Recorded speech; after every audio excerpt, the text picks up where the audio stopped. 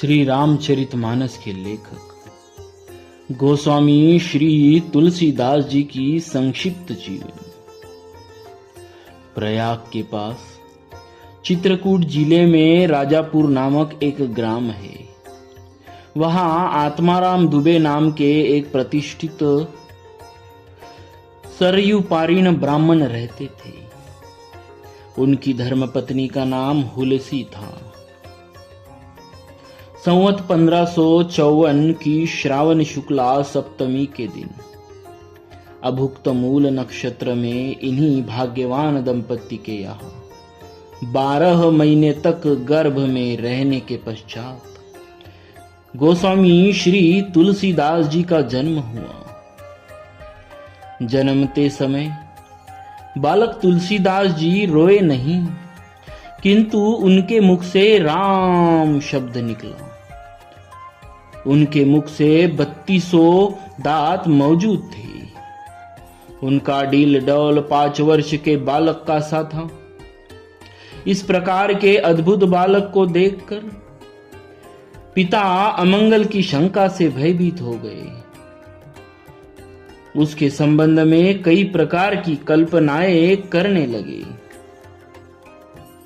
माता हुलसी को यह देखकर बड़ी चिंता हुई। उन्होंने बालक के अनिष्ट की आशंका से दशमी की रात को नवजात शिशु को अपनी दासी के साथ उसके ससुराल भेज दिया और दूसरे दिन स्वयं इस असार संसार से चल बसी। दासी ने, जिसका नाम चुनिया था, बड़े प्रेम से बालक का पालन पोषण किया।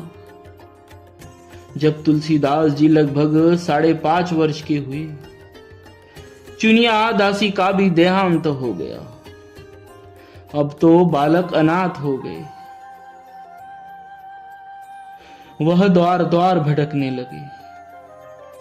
इस पर जगत जननी माता पार्वती को उस होनहार बालक पर दया आई। वे ब्राह्मणी का वेश धारण कर प्रतिदिन उनके पास जाती और उन्हें अपने हाथों से भोजन करा जाती।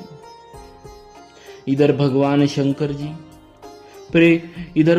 शंकर जी की प्रेरणा से रामशैल पर रहने वाले श्री अनंतानंद जी के प्रिय शिष्य श्री नरहरियानंद जी ने इस बालक को ढूंढ निकाला और उसका नाम राम बोला रखा। उसे वे अयोध्या ले गए और वहां संवत 1561 माघ शुक्ला पंचमी शुक्रवार को उसका यज्ञोपवीत संस्कार कराया। बिना सिखाए ही बालक राम बोला ने गायत्री मंत्र का उच्चारण किया, जिसे देखकर सब लोग चकित हो गए। इसके बाद नरहरि स्वामी ने वैष्णव के 5 संस्कार करके राम बोला को राम मंत्र की दीक्षा दी और अयोध्या ही में रहकर उन्हें विद्या अध्ययन कराने लगे। बालक राम बोला की बुद्धि बड़ी प्रखर थी। एक बार गुरुमुख से जो सुन लेते थे उन्हें वह कंठस्थ हो जाता था। वहां से कुछ दिन बाद गुरु शिष्य दोनों शुकर क्षेत्र सोरो पहुंचे। वहां श्री नरहरि जी ने तुलसीदास जी को रामचरित सुनाया। कुछ दिन बाद वे काशी चले आए। काशी में शेष सनातन जी के पास रहकर तुलसीदास जी ने 15 वर्ष तक वेदांग का अध्ययन किया। इधर उनकी लोक वासना कुछ जागृत हो उठी और अपने विद्या गुरु से आज्ञा लेकर वे अपनी जन्मभूमि कर लौट आए। वहां आकर उन्होंने देखा कि उनका परिवार सब नष्ट हो चुका है। उन्होंने विधि पूर्वक अपने पिता आदि का श्राद्ध किया और वहीं रहकर लोगों को भगवान राम की कथा सुनाने लगे। संवत 1583 ज्येष्ठ शुक्ला 13 गुरुवार को भारद्वाज गोत्र की एक सुंदरी कन्या के साथ उनका विवाह हुआ और वे सुखपूर्वक अपनी नवविवाहिता वधू के साथ रहने लगे। एक बार उनकी स्त्री भाई के साथ अपने मायके चले गई। पीछे पीछे तुलसीदास जी भी वहां जा पहुंचे।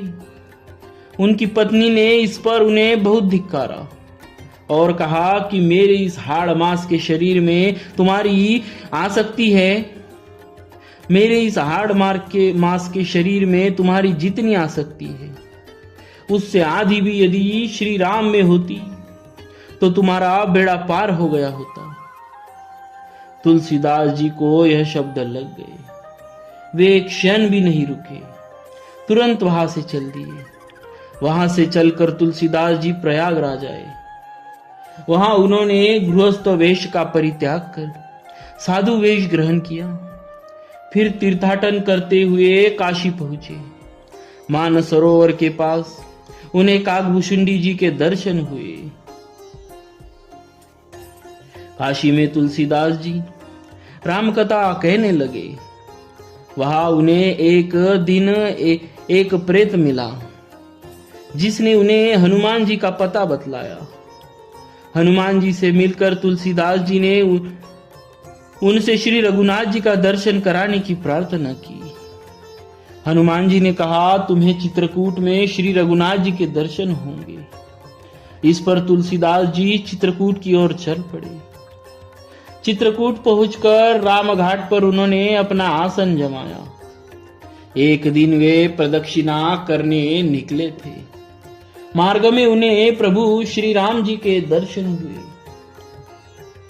उन्होंने देखा कि दो बड़े ही सुंदर राजकुमार घोड़ों पर सवार होकर धनुष बाण लिए जा रहे हैं। तुलसीदास जी ने उन्हें देखकर मुग्ध हो गए, परंतु उन्हें पहचान न सके।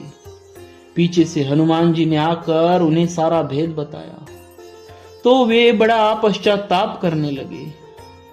हनुमान जी ने उन्हें सांत्वना दी और कहा, प्रातःकाल फिर दर्शन होंगे। संवत 1607 की मौनी अमावस्या बुधवार के दिन उनके सामने भगवान श्री राम पुनः प्रकट हुए। उन्होंने बालक रूप में तुलसीदास जी से कहा, बाबा हमें चंदन दो। हनुमान जी ने सोचा वे इस बार भी धोखा न खा जाए, इसीलिए उन्होंने तोते का रूप धारण करके यह दोहा कहा। चित्रकूट के घाट पर भई संतन की भीड़, तुलसीदास चंदन घिसे, तिलक देत रघुवीर। तुलसीदास जी उस अद्भुत छवि को निहार कर शरीर की सुधि भूल गए। भगवान ने अपने हाथ से चंदन लेकर अपने तथा तुलसीदास जी के मस्तक पर लगाया और अंतर्धान हो गए। संवत 1628 में यह हनुमान जी की आज्ञा से अयोध्या की ओर चल पड़े। उन दिनों प्रयाग में माघ मेला था। वहां कुछ दिन वे ठहर गए। पर्व के 6 दिन बाद एक वटवृक्ष के नीचे उन्हें भरद्वाज और याज्ञवल्क्य मुनि के दर्शन हुए। वहां उस समय वही कथा हो रही थी जो उन्होंने सुकर क्षेत्र में अपने गुरु से सुनी थी। वहां से ये काशी चले आए और वहां प्रहलाद घाट पर एक ब्राह्मण के घर निवास किया। वहां उनके अंदर कवित्व शक्ति का स्फुरन हुआ और वे संस्कृत में पद्य रचना करने लगे। परंतु वे जितने पद्य रचते, रात्रि में वे सब लुप्त हो जाते, गायब हो जाते। यह घटना रोज घटती। 8वें दिन तुलसीदास जी को स्वप्न हुआ। भगवान शंकर जी ने उन्हें आदेश दिया कि तुम अपनी भाषा में काव्य रचना करो। तुलसीदास जी की नींद उचट गई। वे उठकर बैठ गए। उसी समय भगवान शिव और पार्वती उनके सामने प्रकट हुए। तुलसीदास जी ने उन्हें साष्टांग प्रणाम किया। तुलसीदास जी ने उन्हें साष्टांग प्रणाम किया। शिव जी ने कहा, तुम अयोध्या में जाकर रहो और हिंदी अवधि में काव्य रचना करो। मेरे आशीर्वाद से तुम्हारी कविता सामवेद के समान फलवती होगी। इतना कहकर श्री गौरी शंकर अंतर्धान हो गए। तुलसीदास जी उनकी आज्ञा शिरोधार्य कर काशी से अयोध्या चले आए। संवत 1631 का प्रारंभ हुआ। उस साल रामनवमी के दिन प्राय वैसा ही योग था जैसा त्रेता युग में राम जन्म के दिन था। उस दिन प्रातःकाल श्री तुलसीदास जी ने श्री राम चरितमानस की रचना प्रारंभ की। 2 वर्ष 7 महीने 26 दिन में ग्रंथ की समाप्ति हुई। संवत 1633 के मार्गशीर्ष शुक्ल पक्ष में राम विवाह के दिन 7 कांड पूर्ण हो गए। इसके बाद भगवान की आज्ञा से तुलसीदास जी काशी चले आए। वहां उन्होंने भगवान विश्वनाथ और माता अन्नपूर्णा को श्री रामचरितमानस सुनाया। रात को पुस्तक श्री विश्वनाथ जी के मंदिर में रख दी गई। सवेरे जब पट खोला गया तो उस पर लिखा हुआ पाया, सत्यम शिवम सुंदरम, और नीचे भगवान शंकर की सही थी। उस समय उपस्थित लोगों ने सत्यम शिवम सुंदरम की आवाज भी कानों से सुनी। इधर पंडितों ने जब यह बात सुनी तो उनके मन में ईर्ष्या उत्पन्न हुई। वे दल बांधकर तुलसीदास जी की निंदा करने लगे और उस पुस्तक को भी नष्ट करने का प्रयत्न करने लगे। उन्होंने पुस्तक चुराने के लिए 2 चोर भेजे। चोरों ने जाकर देखा कि तुलसीदास जी की कुटिया के आसपास 2 वीर धनुष बाण लिए पहरा दे रहे हैं। वे बड़े ही सुंदर श्याम और गौर वर्ण के थे। उनके दर्शन से चोरों की बुद्धि शुद्ध हो गई। उन्होंने उसी समय से चोरी करना छोड़ दिया और भजन में लग गए। तुलसीदास जी ने अपने लिए भगवान को कष्ट हुआ जानकर कुटी का सारा सामान लुटा दिया। अपने पुस्तक अपने मित्र टोडरमल के यहाँ रख दी। इसके बाद उन्होंने एक दूसरी प्रति लिखी। उसी के आधार पर दूसरी प्रतिलिपियां तैयार की जाने लगी। पुस्तक का प्रचार दिनों दिन बढ़ने लगा। इधर पंडितों ने और कोई उपाय न देखकर श्री मधुसूदन सरस्वती जी को उधर उस पुस्तक को देखने की प्रेरणा की।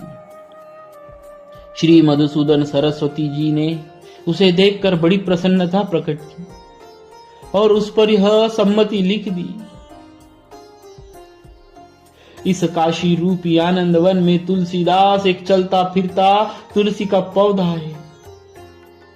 उसकी कविता रूपी मंजरी बड़ी ही सुंदर है, जिस पर श्री राम रूपी भौरा सदा मंडराया करता है।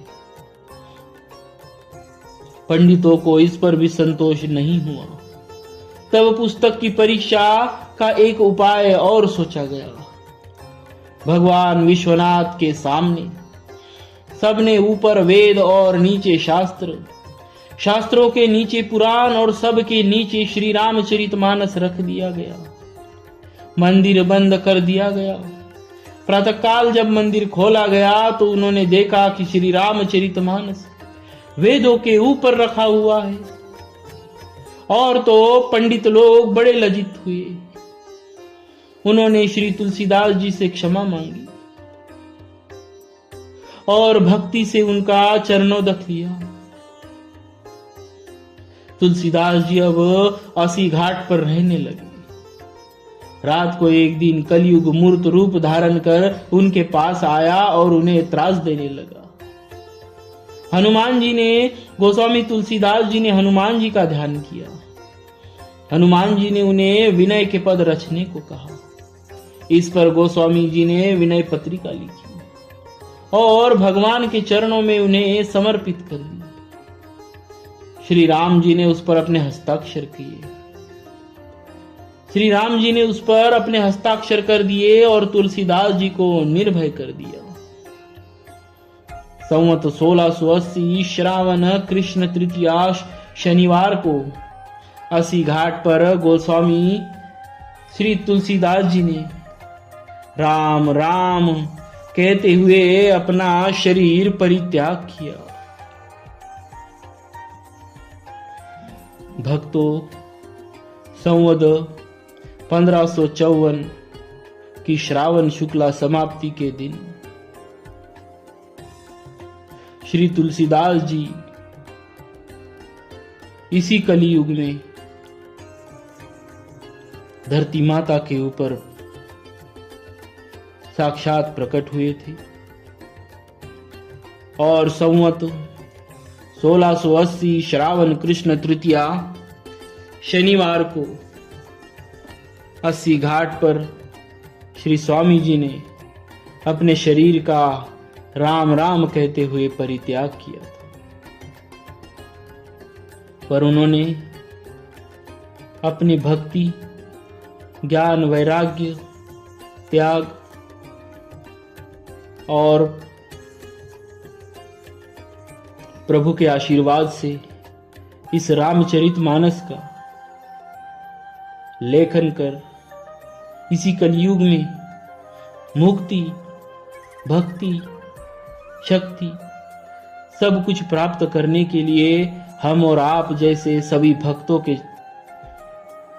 जीवन को सुधारने के लिए इस ग्रंथ को, इस अति पवित्र ग्रंथ को, इस दिव्य ग्रंथ को हमें सौंपा। इस ग्रंथ का जितना हो सके आप श्रवण पाठन कीजिए। इस रामचरितमानस को, तुलसीदास जी कृत इस रामचरितमानस को लेने के लिए आप गीता प्रेस गोरखपुर के किसी भी बुक स्टॉल पर जा सकते हैं। ऑनलाइन भी आप इसे मंगा सकते हैं। Gita press bookshop.in, gitapress.org, email booksale@gitapress.org, इस पर भी आप मंगा सकते हैं या अपने नज़दीकी पुस्तक विक्रेता से इसकी मांग कर सकते हैं। जो लोग इसे नहीं खरीद सकते हैं वे लोग हमारे 202 वीडियोस को रोज़ाना 10 मिनट का समय अपने काम को करते हुए, या फिर अगर आपके पास समय है तो कभी भी किसी भी अवस्था में आप आंखें बंद कर इसे सुनिए तो बहुत ही आपको लाभ होगा। प्रभु श्री राम जी की भक्ति आपको